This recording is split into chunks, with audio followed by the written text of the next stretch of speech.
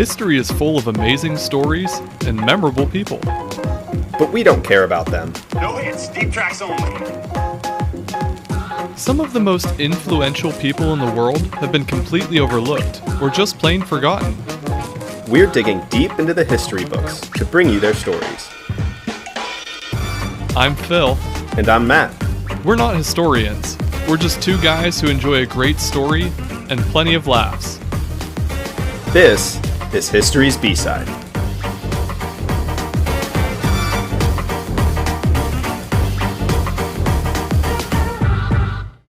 Today's B-Sider is The Fighting Girlfriend. Good morning, Matt. Good morning, Phil. I don't think we've done a morning recording before, so this is interesting. Yeah, this is a first. Hopefully we're awake and actually making sense as we're doing this Right. one. Yeah. Our listeners get a taste of my morning voice.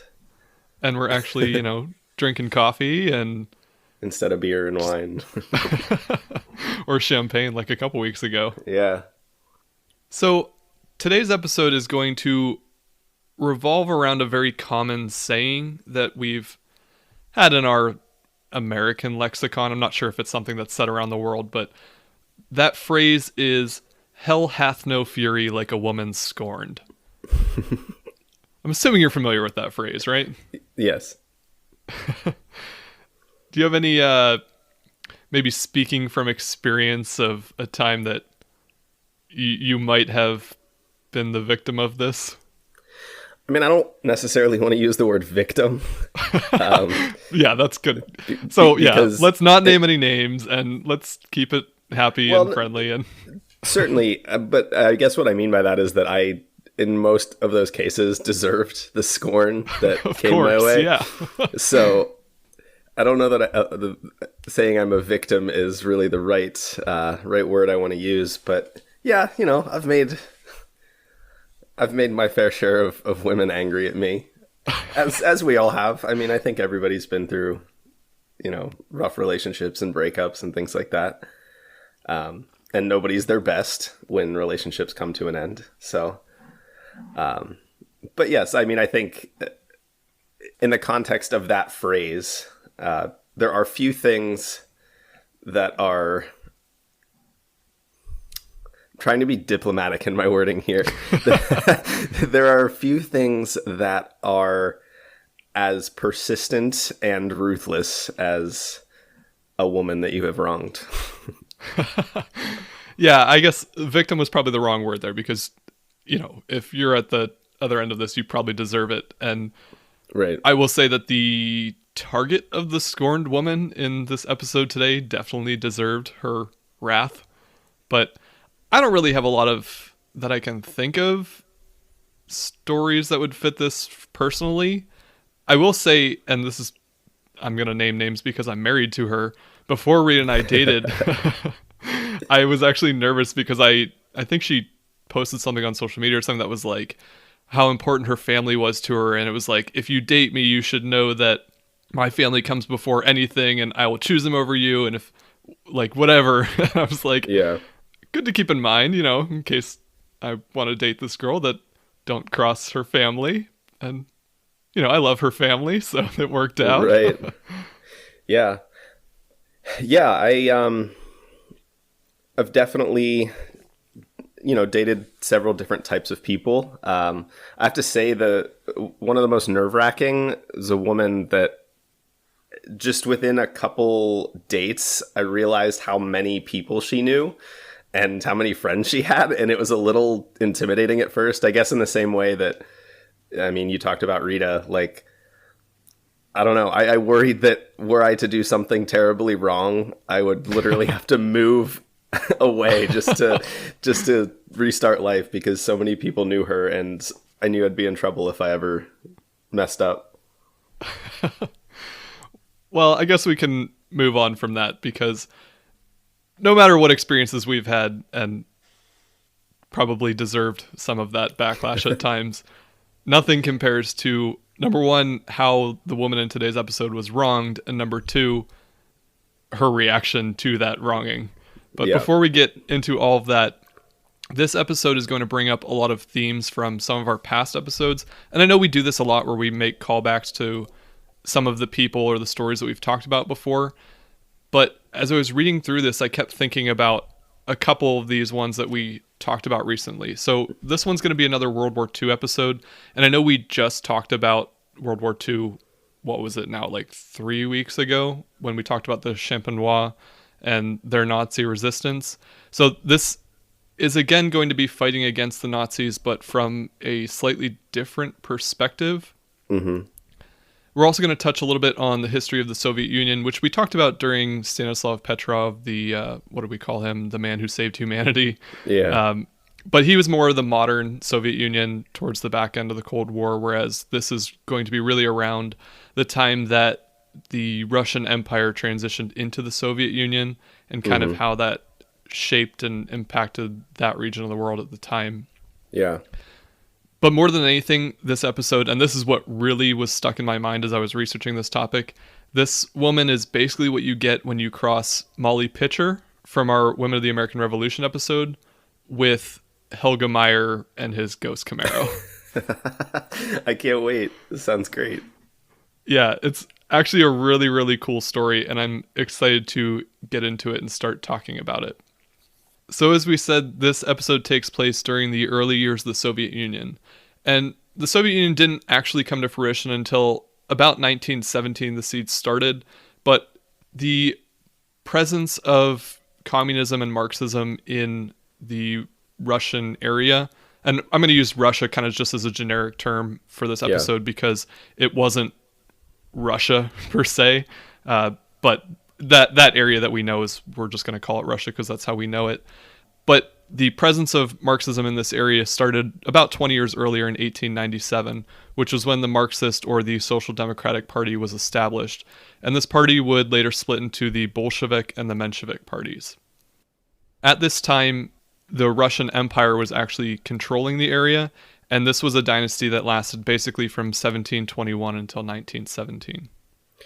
Can you briefly explain the political nature of the Russian Empire, like how the government functioned, who made decisions and had power, and how power was handed down? Yeah, I mean, I didn't research that as much because I'm sure we'll find a topic that's sort of in there for a future episode. Yeah. But the Russian Empire was led by what was called a Tsar, which was essentially their title for a king. And the word Tsar actually comes from Caesar, because the Russian Empire was viewed as like the third Roman Empire. So they took kind of his name and, what's the right way to say it? Russified it. That's not right, but I'm going to go with it. I love it. They made a Russian version of Caesar and called him Tsar, and that was their title for the king. So it was basically a monarchy. One family, the Romanov family, was actually in control of the Russian Empire for about 300 years, or at least that area. They were in control for a very, very long time. And it wasn't until the much later years, basically from the late 1800s to early 1900s, is when they started to kind of lose control of the area. There started to be a lot of dissonance and establishment of more democratic reforms that kind of led into what would eventually become the Soviet Union. Yeah. So the Tsar at this time was a man named Nicholas II. And after the revolution of 1905, he reluctantly established a national legislature called the Duma. And this, in theory, would give more voice to challenging political parties like the socialists. But there was a lot of disunity between the various groups that were contributing to this legislature. And their conflicts inadvertently strengthened the power of the Tsar. So it actually kind of helped Nicholas II stay in control a little bit longer than he maybe would have otherwise. Going into World War I, Russia fought on behalf of the Allied powers, which included Britain and France, and they fought against the Central Powers, which were Germany, the Ottoman Empire, and Austro-Hungary. So Tsar Nicholas II was sort of inspired by Roman military leaders, and he was very much involved in being on the front lines of the Eastern Front, fighting against the Central Powers. But he forced a lot of the lower classes to fight in the war, despite the fact that they had no training, no supplies, no weapons, and very poor health conditions. So these men were soundly defeated, and millions of peasant men died as a result of the poor Russian leadership. So how did this play into the overall dynamic of World War I? Did the other Allied powers have to kind of make up for Russia's failing? I didn't actually read too much on that. In both World War One and World War Two, Russia's involvement was kind of isolated from the rest of the world, at least the rest of the European battles, because they were on what was called well, I guess it depends on where you're located. It would have been the Western Front for Russia or the Eastern Front for Germany. Yeah. And it was kind of like a different battleground, different theater than where the rest of the World War One or later World War Two battles were taking place. Obviously, it probably would have helped the Allied powers more if Russia had been a better military force and more successful. But really speaking to this impact on Russia, it kind of decimated their army, but their army was mostly slaves and peasant men and just not really skilled fighters. But it also really hurt relations between Russia and what would eventually be the future Germany. So Gotcha. not really a great situation for the future of a strong Russia. And ultimately, this kind of led to the undoing of Tsar Nicholas II. There was a lot of uprising from, the peasants in these lower classes, which were kind of spurred on by the Bolshevik and the socialist parties, which led to the Russian Revolution in 1917. And the Tsarist government was eventually overthrown by the Bolsheviks, who installed Vladimir Lenin as their new leader. By 1918, the Bolsheviks executed Nicholas II and his family. Lenin instituted communism throughout Russia, and the Russian Civil War began. The conclusion of the Russian Civil War in 1922 led to the creation of the Union of Soviet Socialist Republics, or what we call the Soviet Union. Essentially, this was just a collection of multiple national republics with one economy and one centralized government. We typically view it as one large political nation or a big political district, which is because that's generally how it was run. Mm-hmm. Lenin was the Soviet Union's first leader, but following his death in 1924, Joseph Stalin came to power. And Stalin was most known for suppressing opposition, particularly through his great purge of political opponents and military leaders. He also instituted a planned economy that led to rapid industrialization and a pretty severe man-made famine in 1932. I'm interested in this man-made famine. How did this planned economy cause that? So when Lenin was in charge and took control of the new Soviet Union, he had what was called a mixed economy. Essentially, they gained power by taking over a lot of the cities, and it was sort of a easy transition into communism with this mixed economy because it was this basically free market capitalism, which was regulated by the government. So it was a little bit more similar to what we would recognize, except government control over how the businesses actually operated. Gotcha. Stalin took it to a much more extreme level, and he instituted a planned, or what was called a command economy, which took full control of all industries, in particular agriculture. So they would set quotas, they regulated supplies, and confiscated all of the output that came from the agricultural industry. And the regulated supplies, unequal distribution of grain, combined with some really bad weather, led to a famine that killed millions in what's today modern-day Ukraine, Kazakhstan, and southwestern Russia. Wow.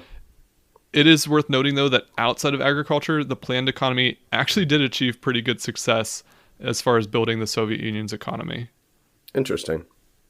We kind of have our American Western negative view of communism because that's just kind of what we're taught in our history. And I'm not defending communism because I think it's pretty clear that it doesn't work. But Commie. We don't much talk about how Stalin had success in areas other than agriculture because it kind of goes against what we believe as Americans and capitalism and all that good stuff. But he did kind of mess things up pretty bad when it came to agriculture leading to food famine. Distribution. And that's a pretty big piece.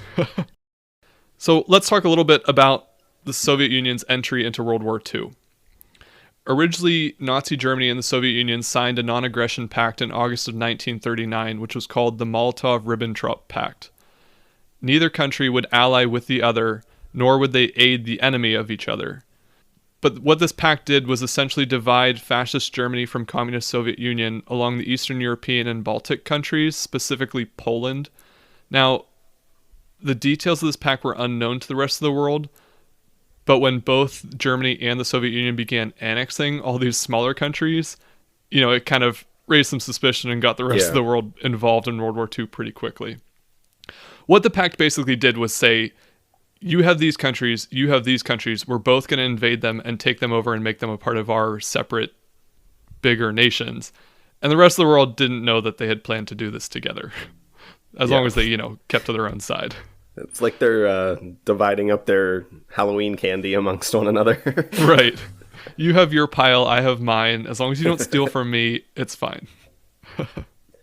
So Germany's invasion of Poland on September 1st, 1939 took place about a week after this agreement was signed, and this invasion is officially recognized as the start of World War II.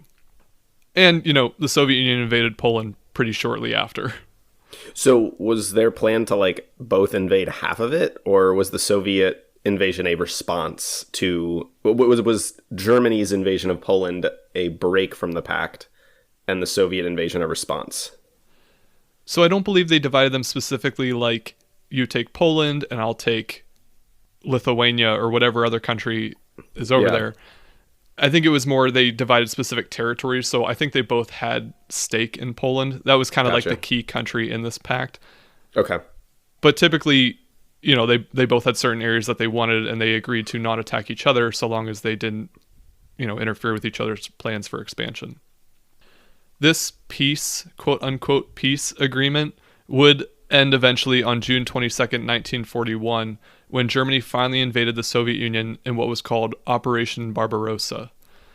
Germany hoped to conquer some of these western regions of the Soviet Union, placing German people in charge of the territories and essentially utilizing the locals, which were mostly Slavic people, as slave labor to help their war effort. Can't have an episode of History's B-Side without talking about slaves. Nope. Never. Operation Barbarossa involved 3.8 million German personnel, 3,350 tanks, 2,770 planes, and 7,200 artillery pieces, which made it the largest invasion in history. And those are all just on Germany's side, right? Those counts? Yes. Yep. Okay. They captured 5 million Soviet troops and starved to death or killed 3.3 million Soviet prisoners of war and civilians. They also, murdered over 1 million Soviet Jews as part of the Holocaust. I'm not interested, but I'm surprised that they killed that many POWs, because I feel like when we did the Champenois episode a couple weeks ago, we were reading more about a more, a Germany that towed the line of international war laws a little bit better, because we read about POWs, French POWs being at least kept alive. I don't know if you know this or not. I think we talked in that episode a little bit about how they maybe had more respect for the French people as far as militarily, Right. And I don't think that they necessarily felt the same way about these people not even like the Soviet Union, but the people in these smaller countries that they were taking over that would become a part of the Soviet Union. Yeah. And let's be clear here. There were a lot of war crimes that were handed out at the conclusion of this. Like, none of this was, civil war. This was all pretty bad, pretty gross display of, human atrocities. And while all of this sounds really bad for the Soviet Union, Operation Barbarossa was ultimately a failure for the German army, and it was the beginning of the end for Hitler's Third Reich. The German army suffered significant losses in the battle, and the Soviets were able to stave off advances that the Germans expected to win easily. This dragged out battles and left the German army who were unprepared to face the harsh Russian winters. Over time, the Germans were ultimately defeated, and the Russians retook any territory that the Germans had ever occupied. In the end, it was the deadliest theater of World War II, where 26 million Soviet people were killed, over 1,700 Soviet towns and 70,000 Soviet villages were destroyed. This also stretched the German army very thin and opened them up to attacks in Western Europe. So I was kind of thinking of it like when you're playing the board game Risk, and you move all your troops onto one territory to make your big move, trying to take over a whole continent. Yeah. And then you keep rolling a 1 against some pesky territory and lose all of your troops. and suddenly you're not as strong as you were before. And now the back end of your region is just all single troops that are easy to be invaded by other people. You go from the strongest person on the board to the next one to be kicked out. All because stupid Kamchatka just won't die. Exactly. It's always Kamchatka. So anyway, this sort of beginning of the end for Germany's army is probably a story for a future episode. I'm sure we'll find a good topic around that. And today we're mainly going to focus on one of the Soviet Union's most badass and unlikely resistance fighters. We'll get into her story in just a few minutes here after we take a short break. We'll be right back.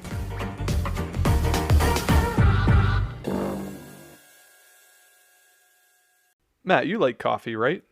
I love coffee. Would you ever want to buy me a coffee? Anytime, Phil. You just say the word. You know, our dedicated listeners could also buy me a coffee. Could they buy me a coffee as well? They could buy you a coffee. This sounds fantastic. We set up this service called Buy Me a Coffee at buymeacoffee.com/historiesbside. And people can buy us a coffee? Yeah, it's really just a way for people to support the show if they enjoy the show. And if they're listening to the show, we sure hope you enjoy it. Yeah, otherwise you're just, wasting your time.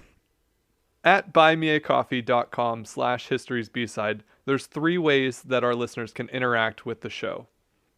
Number 1, you can just donate to the show by clicking Buy Them a Coffee. 2, you can join as a member for $10 a month or $100 a year. Being a member gains you some pretty cool perks. You get access to our monthly bonus episode, History's B-Side Battles, access to our future episode queue, a name shout-out on a future episode. We'll also send you a handwritten thank you postcard and sticker set, and more perks will be announced as we continue on. There's also some different extras that people can get on our Buy Me a Coffee website. Things like choosing the topic for a future episode. If there's a lesser known person in history that you have an interest in, let us know and we'll do an episode all about them. You can also buy sets of custom postcards, sticker sets, and future merchandise that we add on there as well.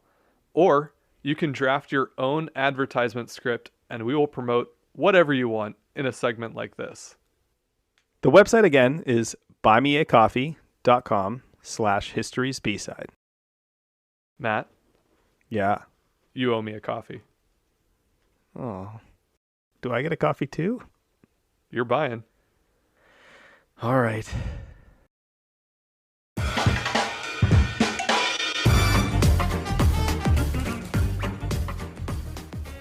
Another recurring theme that's going to be a part of this episode that, has come up a lot on our past episodes is my inability to pronounce names that aren't just good old American names.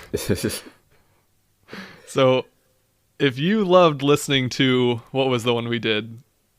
From Ancient Egypt or Cleisthenes. If you loved listening to me struggle through those ones, just wait till we get to these Russian Soviet Union names. So the woman that we are talking about today is named Mariya Oktyabrskaya. Did I say that right? I think so. You sounded good to me. I don't know. I'm not Russian. Mariya Oktyabrskaya. And because I guess a glutton for punishment here, her birth name was Mariya Vasilyevna. She was born on August 16th, 1905 in the Crimean Peninsula. And at this time, the Crimean Peninsula was a part of the Russian Empire. She was born before the Soviet Union was actually a thing. So her family was very poor. They were of the serf class because even as late as the 1900s, we still had serf class, which was essentially slaves. She had 9 siblings, so pretty large family, and they were, of course, very poor and not great living conditions. So in 1917, as we talked about, communism began to take control and Russia began transitioning into the early Soviet Union. Mariya and her family adopted to communism quickly, which seems like a pretty good deal for the lowest class, right? You go from having basically nothing because you're being held down to you're at least getting the same, rations and supplies as pretty much everyone else. Right. At the very least, changing to communism allowed her to get a basic education, and she would work in a cannery and then later as a telephone operator. In 1925, Mariya married a Soviet officer named Mariya Oktyabrskaya. Now, the two couldn't conceive any of their own children, so instead they focused on serving their new country. Mariya joined what was called the Military Wives Council, and she trained as a nurse in the army. Here she learned some skills that were very uncommon for women at the time. She learned how to use weapons, and most importantly, she learned how to drive. Not a lot of women were driving in the early Soviet Union. Yeah. Military service was an important responsibility for Mariya and her husband. In a letter to her sister, she wrote, quote, "Marry a serviceman and you serve in the army. An officer's wife is not only a proud woman, but also a responsible title." So you can kind of see how this pride in being in the military and serving the Soviet Union was a big part of their lives for both of them, but especially for her, which, I mean, I guess you see that more with the military husband, the guy who joins the army or whatever, because that's what you do. But to have that point of pride from his wife was also a big deal. Right. As we talked about in the first half of this episode, the Soviet entrance into World War II came from originally their peace agreement with the Germans. But Stalin did expect Hitler to go back on that pact, which, as we now know, they would do. So Ilya was deployed to the Eastern Front to help defend against the German attack. Meanwhile, Mariya was evacuated to Tomsk, Siberia, where it was believed to be safer than where they were living, susceptible to German attacks. The Soviets had superior weapons to the Germans, specifically their tanks, but they lacked sufficient ammunitions, radios, and supply trucks, and really they just didn't have enough. So the Soviets were overmatched, and Ilya was killed near Kiev in August 1941. Now, this was the early Soviet Union, and she was in Siberia, so communications weren't great. Mariya didn't actually learn of her husband's death until 2 years later in 1943. As you can expect, she didn't take the news very well, and she vowed revenge on the Germans by volunteering for the army. So this is the scorn. This is the scorn. It's not so much an ex-girlfriend, it is a vengeful wife. Yeah. She was turned down in her request to join the army because she had a prior tuberculosis diagnosis and also her age. She was at this time 38 years old. So instead, she sold all of her possessions and deposited all the money into the National Bank. Jeez. She explained this decision in a letter that she wrote to Joseph Stalin himself, where she said, right? Isn't that ridiculous? Right to Papa Joe. Yeah. She wrote, quote, "My husband was killed in action defending the motherland. I want revenge on the fascist dogs for his death and for the death of Soviet people tortured by the fascist barbarians. For this purpose, I've deposited all of my personal savings, 50,000 rubles, to the National Bank in order to build a tank. I kindly ask that you name the tank Boyovaya Podruga and send me to the front lines as the driver of said tank." And just for, clarification here, Boyovaya Podruga translates to fighting girlfriend. This is amazing. So I see the connection with Helga Meyer now. Yeah. Not many people would just go off buying a tank. So well, Helga Meyer kind of built his own tank. That's true.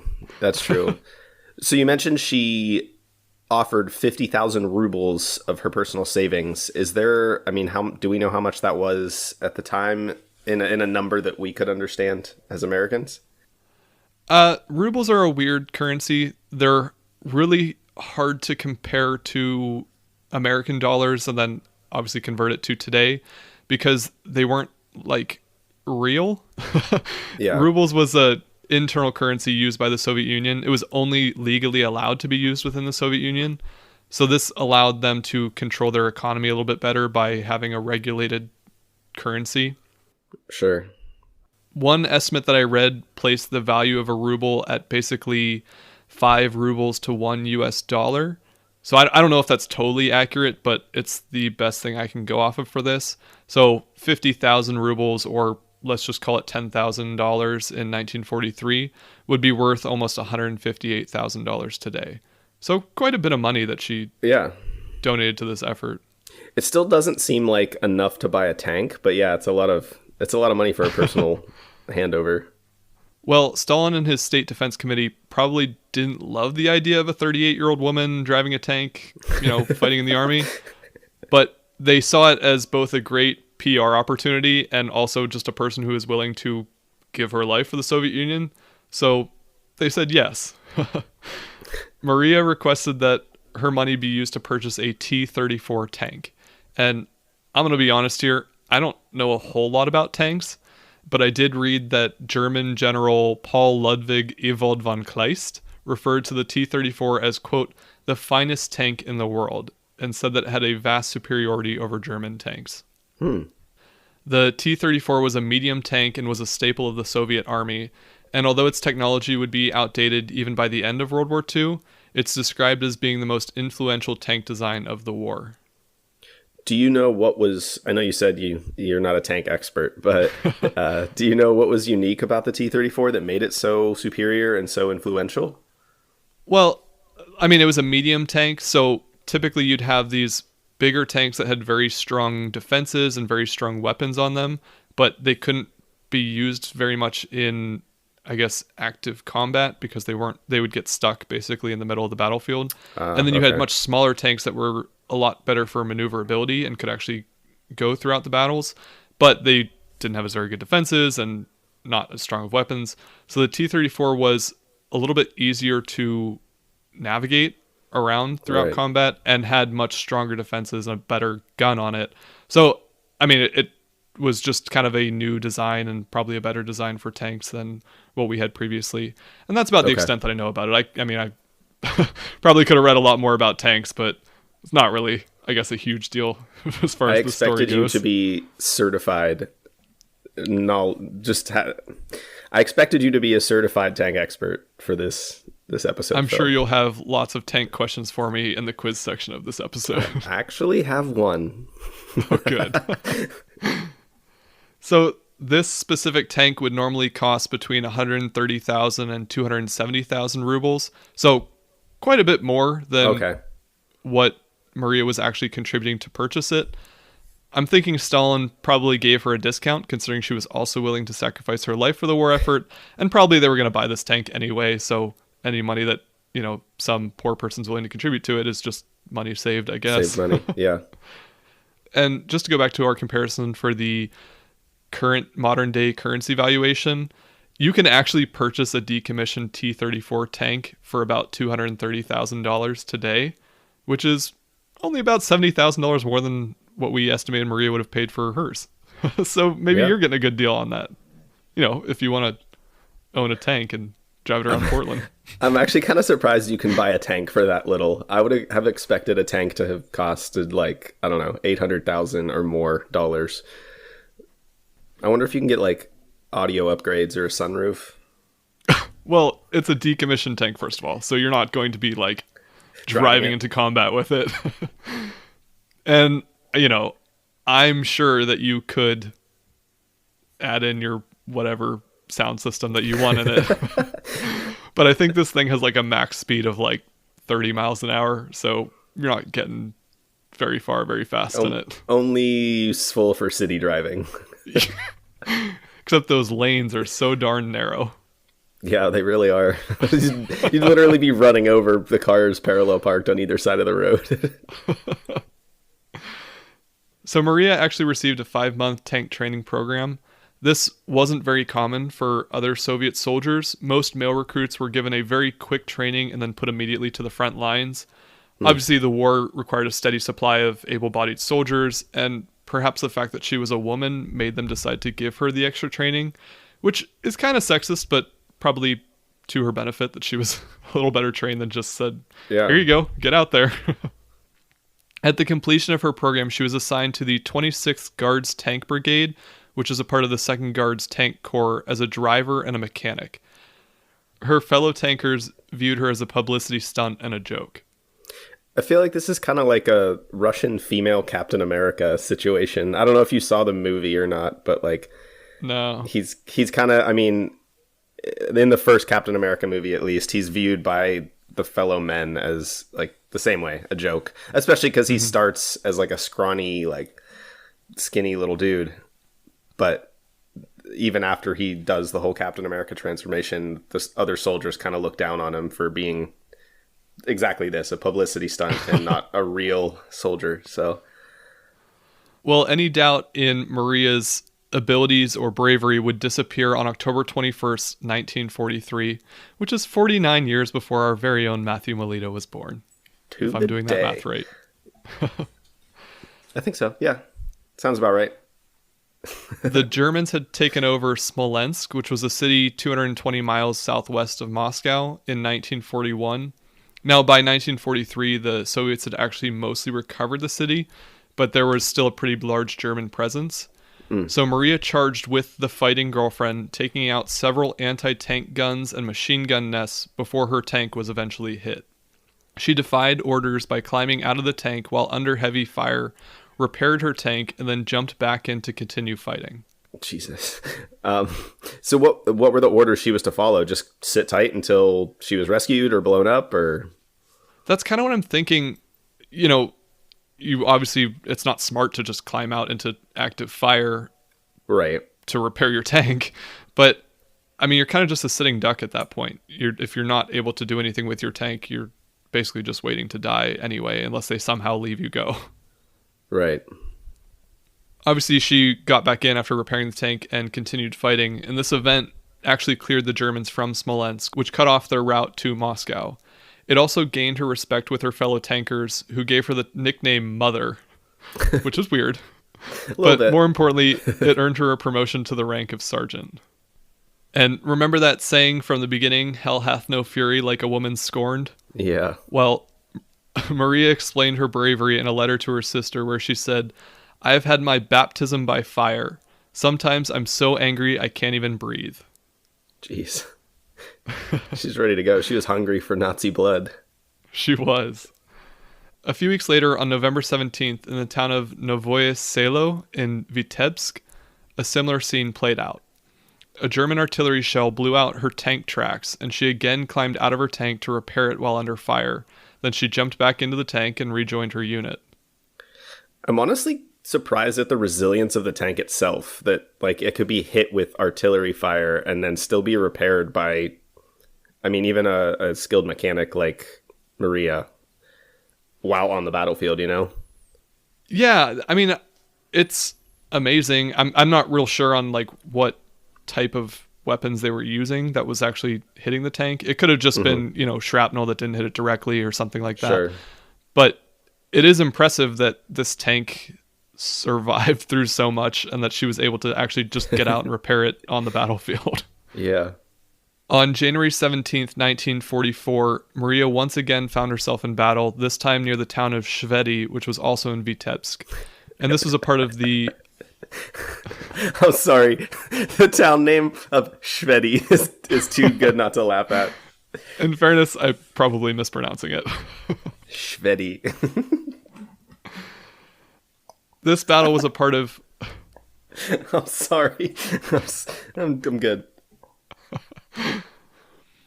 This battle was a part of the Leningrad-Novgorod offensive. Again, she attacked German trenches and machine gun nests before the fighting girlfriend was, again, hit in its tracks by an anti-tank shell. As usual, she climbed out and repaired the track, but unfortunately this time shell fragments from an anti-tank weapon that impacted several meters away from her struck her in the head. She was knocked unconscious and transported to a Soviet field hospital in Fastiv near Kiev, and eventually to a military hospital in Smolensk. She was in a coma for 2 months until she eventually died on March 15th, 1944. Mariya was buried with military honors at the Heroes Remembrance Garden in Smolensk. In that August, she was posthumously made a Hero of the Soviet Union, which is the highest military distinction in the Soviet Union. It's sort of equivalent to our Congressional Medal of Honor in the United States. Okay. As for the fighting girlfriend, it continued to be used by the members of her unit. The tank actually made it as far as the northwestern border of Russia as they advanced along the Western Front. It was actually destroyed 3 times, but it was always replaced with a new tank, and the unit continued to rename it Fighting Girlfriend in honor of Mariya Oktyabrskaya.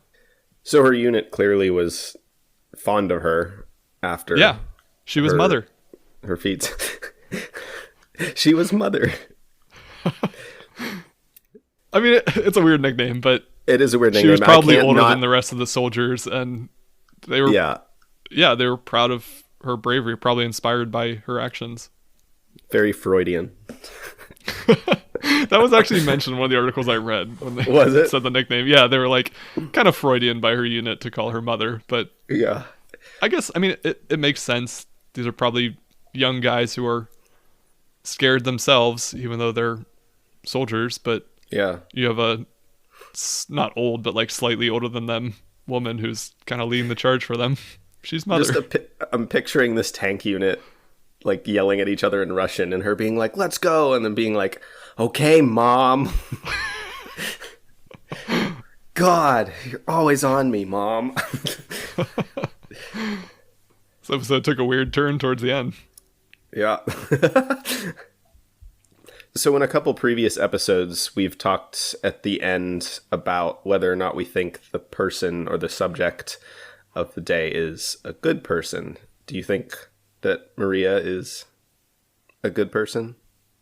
I don't really think we have any like arguments against her being a good person, but Yeah, I mean, okay, in our American society, we typically don't view a lot of Soviet people as heroes, right? right. But there's not really anything that she did wrong, at least to our knowledge, at least from what we know about her. Yeah. I mean, she was just fighting for her country. She killed a bunch of Nazis, which, hey, that's all right in our book, right? I think so. That aligns with the morals of History's B-Side podcast. But yeah, I mean, she was just inspired to avenge her husband, much in the way that, you know, some of the women that we discussed to be potentially Molly Pitcher were. Yeah. Once That's their true. husbands were killed in battle, they kind of took his place. And that's, I think, exactly what Mariya Oktyabrskaya did. Is her husband died and she wanted to fight on his behalf. And as far as we know, she was successful. I mean, she was a hero, at least to her country. Yeah. She obviously wasn't doing it for very long, but she died in combat. There's not much you can do about that. She died on behalf of her country. Right. She's like a Russian Liam Neeson in Taken. Like, I will come for you. That's how she was. She was angry. Yeah. I mean, I would be too. I can totally sympathize with the anger. She was a lot more diligent in her expression of her anger than I think a lot of people would be. She was committed. Yeah. So, are you ready for your quiz? I have no idea. Tanks and history of Russia. Let's do it. All right. We'll be right back.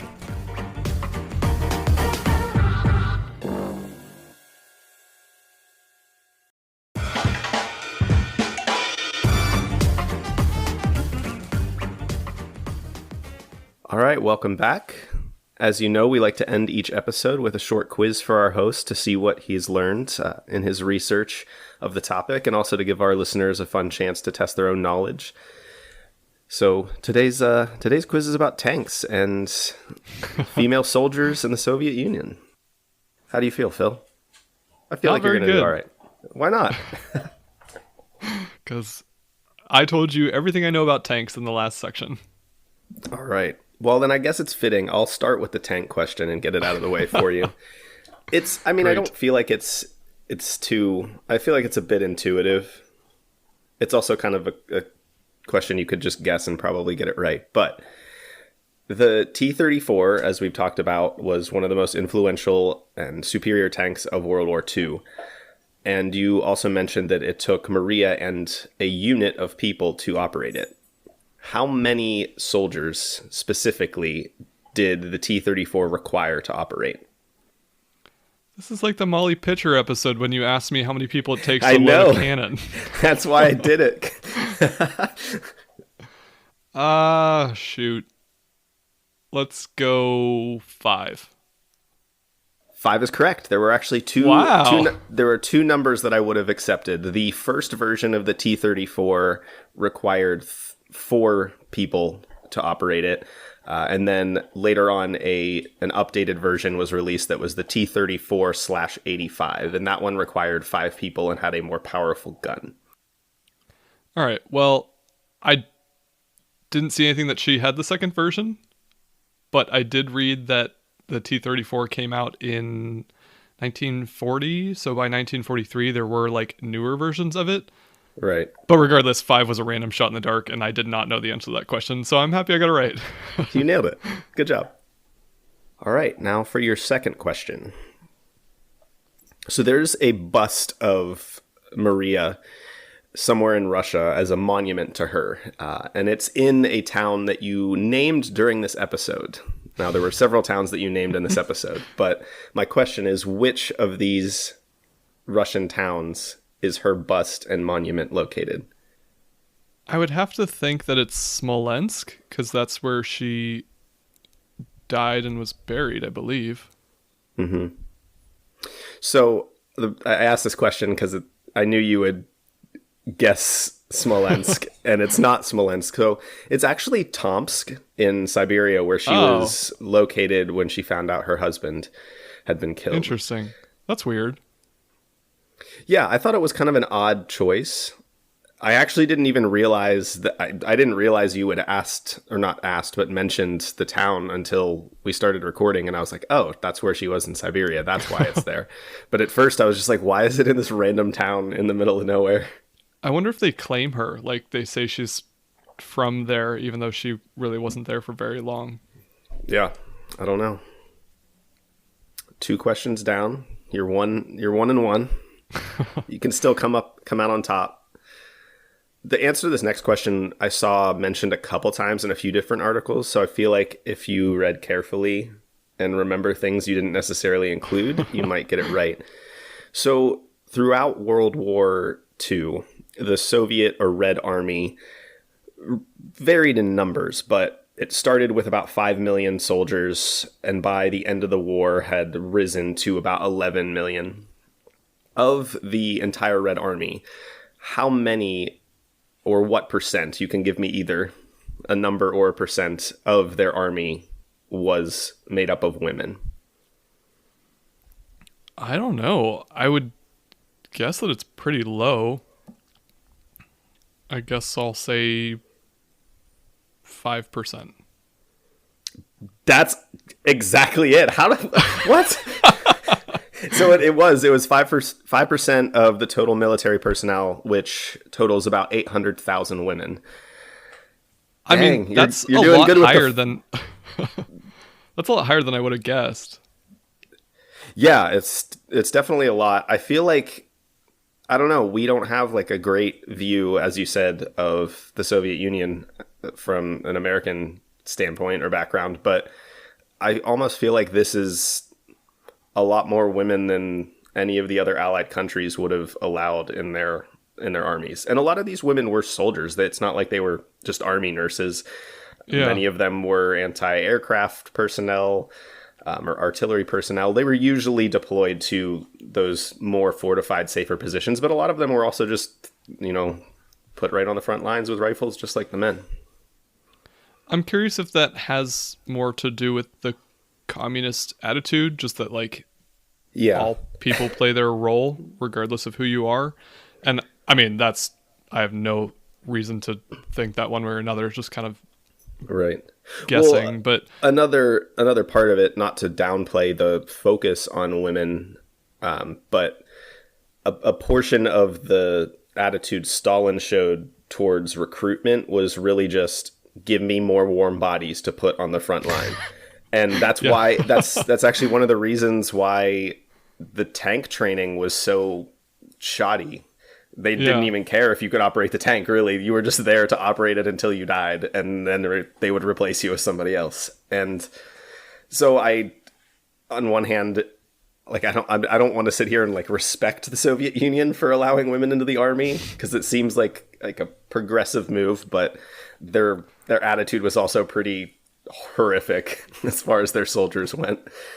I mean, Stalin, famous for, having a very warm attitude towards the life of his people and making sure that they, have great living conditions and live a long time. And he's a very empathetic, generous leader. Yes, he loves his people. Famously. But the amount of times I read that phrase, more warm bodies for the front lines, was a little sickening. Yeah, it's pretty sad. But hey, it looks like 5 might be your lucky number after today. Apparently, Got 2 right yeah. guesses on 5. Well, thank you so much for listening to another episode of History's B-Side. We hope you enjoyed learning about, let me say it one more time, Mariya Oktyabrskaya. Did I say that right? I don't think so. I feel like you're killing it. I don't know. I didn't say her last name at all this episode because I didn't even want to try. We hope you'll join us next week for another episode of some lesser-known people from history. If you have any feedback, please feel free to email us at historiesbside@gmail.com or follow us on Facebook, Instagram, Twitter, and YouTube at History's B-Side. Thank you so much. We'll see you next week. History's B-Side is an independent, listener-supported podcast. Leave us a review or subscribe to the show on your favorite podcasting service. And follow along on Facebook, Twitter, and Instagram at History's B-Side. Send us your feedback or inquire about sponsorship and advertising opportunities by emailing us at historiesbside@gmail.com. You can donate to the show at buymeacoffee.com/historiesbside. While you're there, check out our membership perks, merchandise, and more. This episode was researched and produced by your hosts, Matt Melito And Phil Hall. Thanks for listening to History's B-Side.